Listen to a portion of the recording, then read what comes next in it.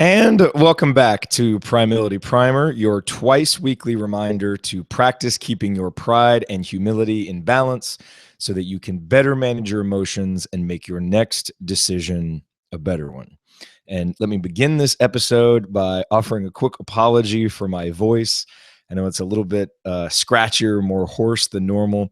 If anyone was watching the Green Bay Packers Arizona Cardinals game on Saturday night, which we certainly watched with great interest here at our house, there was an incredible play at the end of that game, a Hail Mary from Aaron Rodgers to Jeff Janis, the second Hail Mary that the Packers actually completed this season, which was incredible.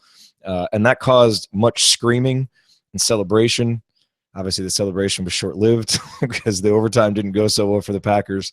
But the end of regulation caused a lot of screaming, and my voice hasn't quite recovered since that excitement. So I apologize for that right off the bat here. But let's get into today's topic. And that topic is this. There is an inescapable irony of being a human being. We all face it. And the problem is that we don't always recognize it. And when we do recognize it, we often are not equipped mentally or emotionally to do anything about it. And that inescapable irony is this.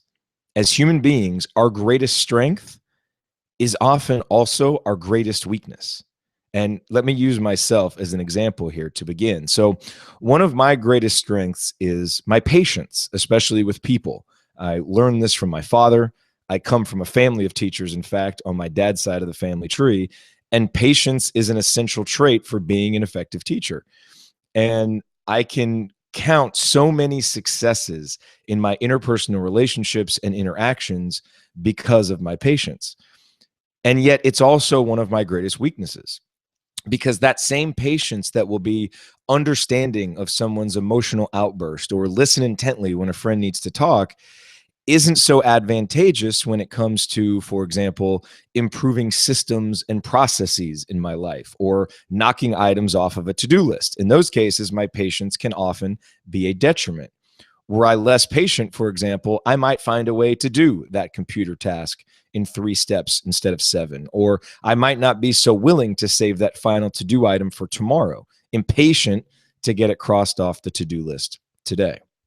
Let's look at some other examples to illustrate this. So who is or was a fan of the TV show Breaking Bad? Raise your hands. Okay, my hand is raised. Good. Many of you, your hands are raised. Now, those of you who have not yet watched Breaking Bad, who are not raising your hand, please do so. And not just for the entertainment value that it provides, which is great, because in my opinion, it's the greatest TV show of all time, but also for the 5-season lesson in primeility that Breaking Bad offers. All right, now, quick spoiler alert for those of you who haven't watched. Cover your ears here for about 30 seconds. So when we talk about how this applies in Breaking Bad, Walter White, the main character, his greatest strengths are his intelligence and, in the words of Mike Ehrmantraut, his massive ego. And that combination of intelligence and ego lead Walter to rapid and remarkable success within the context of the show and his own situation and personal ambitions.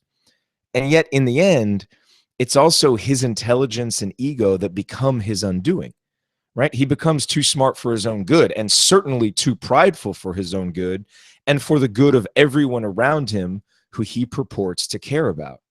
What Walter White needed was a dash of humility. All right, more like a truckload of humility to balance out his totally unchecked pride. His greatest strength was his greatest weakness. Consider the current race for president, right? Donald Trump is running a campaign based almost entirely on uber confidence and rhetorical bravado that is really smart strategically, but in so many ways empty in terms of actual substance when you really get down and parse his words.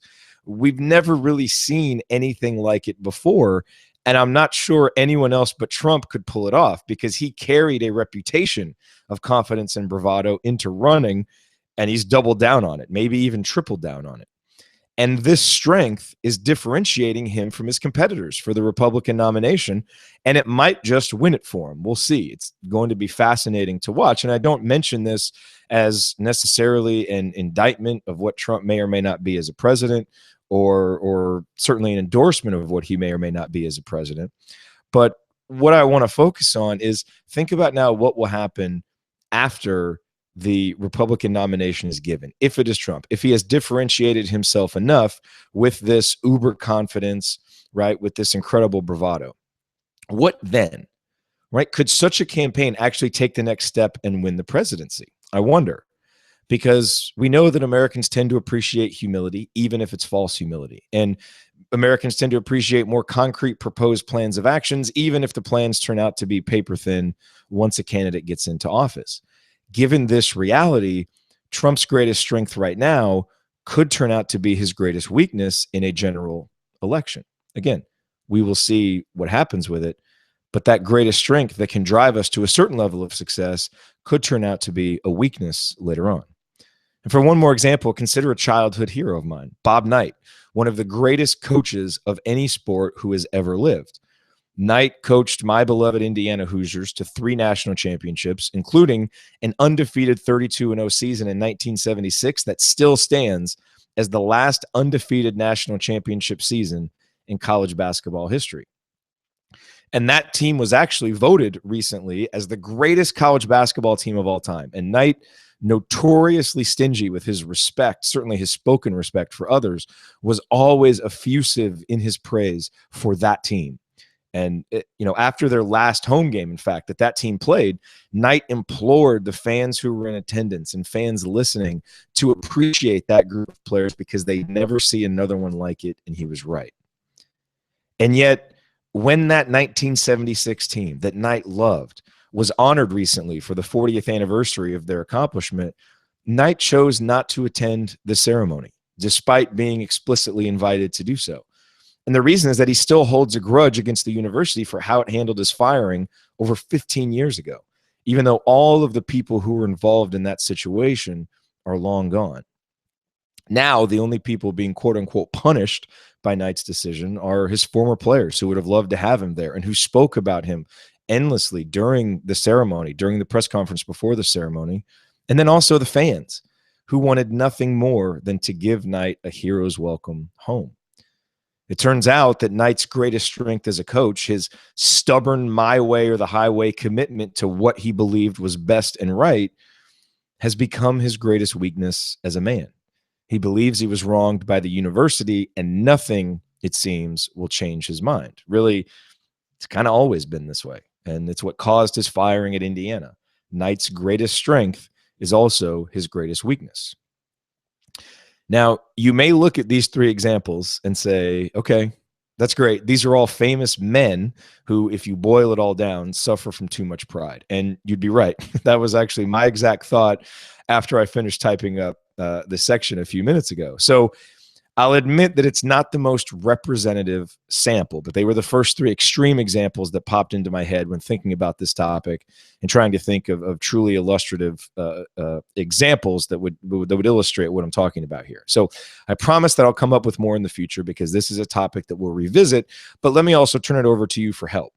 So what other famous people, well-known people that others would love, because or that others would know, because I think it's important that people know and be able to kind of see these examples and see how it's an example of a greatest strength being a great weakness.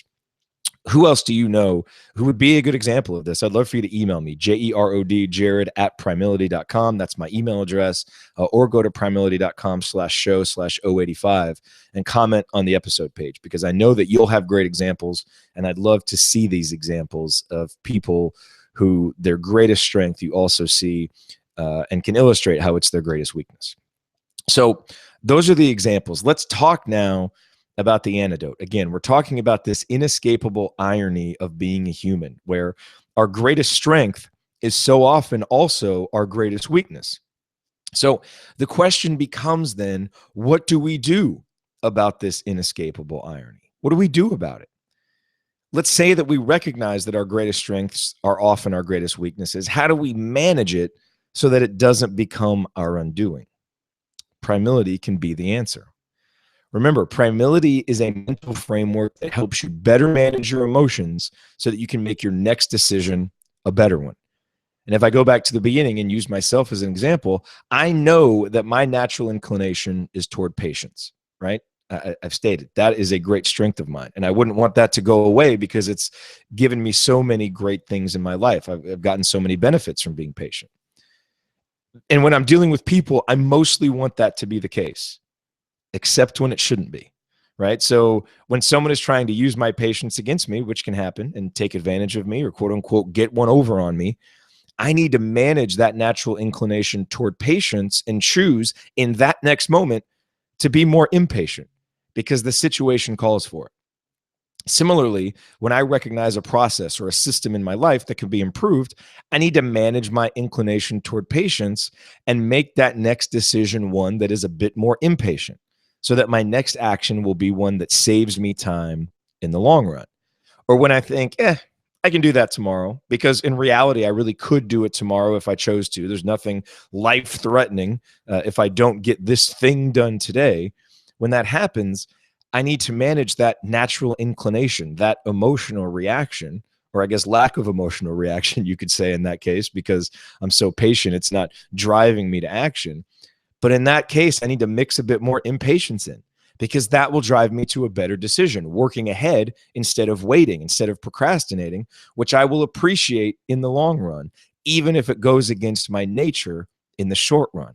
I don't need to change that nature. I don't need to make patience not a strength. I don't need to say, well, I can't be patient anymore. I need to be impatient in all things, right? But it's about being able to step back, recognize that emotional reaction, and make that next decision a better one. And that will help me make sure that that strength stays a strength, but in the moments when it's a weakness, that I can overcome that and not allow it to be. Because in most cases, I think that nature serves me well. I like being a patient person, except when I don't. It's one of my greatest strengths, but it can also be one of my greatest weaknesses. Such is the inescapable irony of being human, and Primeility can help us all manage it. So let me turn this over to you now. What is a great strength of yours that can also be a weakness? What is a great strength of yours that can also be a weakness? I would love to know. So I'd love for you to comment on the episode page, go to primeility.com/show/085, or email me, jared@primeility.com, JEROD at primeility.com, or join the discussion in our Primeility Facebook group. You can go to primeility.com/Facebook. It will redirect you to the group. If you're not yet a member, just request access and I will give you access in there. I would love to know, what is a great strength of yours that can also be a weakness? Sometimes just by recognizing it, just by highlighting it, it will help you when that next moment comes where you want to make a different decision. But that's the first key, is being able to highlight it, because that's one of the biggest problems with this. And that's why it's such an irony, is that sometimes we look at our strengths and we consider those strengths and we know how often they're good, that we don't recognize the few situations when it's not good, when it is a weakness. And so that's my goal for this episode, is to help you recognize what those may be. All right, everybody, I will talk to you on Thursday for the next episode of Primeility Primer. Of course, I record these live on Monday morning and Thursday morning. You can go to primeility.com/live at 8 o'clock Central, 9 o'clock Eastern. Any Monday or Thursday, I'll be there recording live. And of course, here on the podcast after that. So I'll talk to you on Thursday. In the meantime, stay cognizant of your pride and your humility so that you can better manage your emotions and make your next decision a better one. Respond.